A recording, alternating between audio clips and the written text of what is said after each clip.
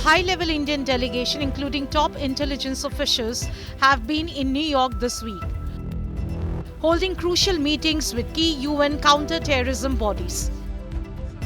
The team presented detailed dossiers linking the Resistance Front or TRF to the April 22nd Pahalgam terror attack that left 26 people dead.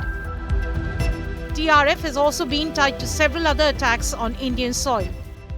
You should know, TRF is widely considered a proxy of the Pakistan-based Lashkar-e-Taiba, a group already listed as a UN-designated terrorist organization. India's meetings with the UN's 1267 Sanctions Committee and the Office of Counter-Terrorism focused on tightening the net. From freezing TRF's assets to enforcing travel bans on its operatives. The 1267 Sanctions Committee, yes, over the last 2 years or so, 23, 24, we have been sharing information with the United Nations Security Council, the monitoring team of the Sanctions Committee, as to why the terrorist TRF, which is the Front for Lashkar-e-Taiba, should be listed as a terrorist entity.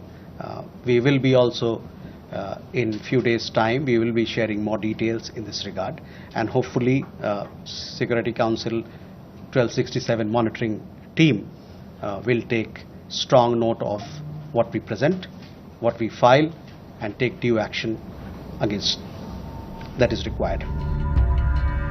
This diplomatic push also comes in the wake of Operation Sindoor, India's cross-border strikes on terror infrastructure in Pakistan-occupied Kashmir.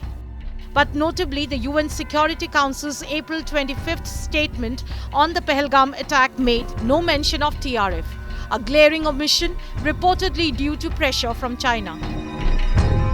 Beijing, a permanent member of the Security Council, continues to block India's efforts. This despite repeated evidence submissions and even joint proposals with the United States. In fact, China hasn't even allowed TRF to be named in key UN reports. And this isn't new. Beijing has a track record of delaying or blocking terror designations, including those of senior Jaish-e-Mohammed and Lashkar operatives. With China shielding Pakistan-backed groups like TRF, the question remains, can global counter-terror mechanisms hold firm when geopolitics gets in the way?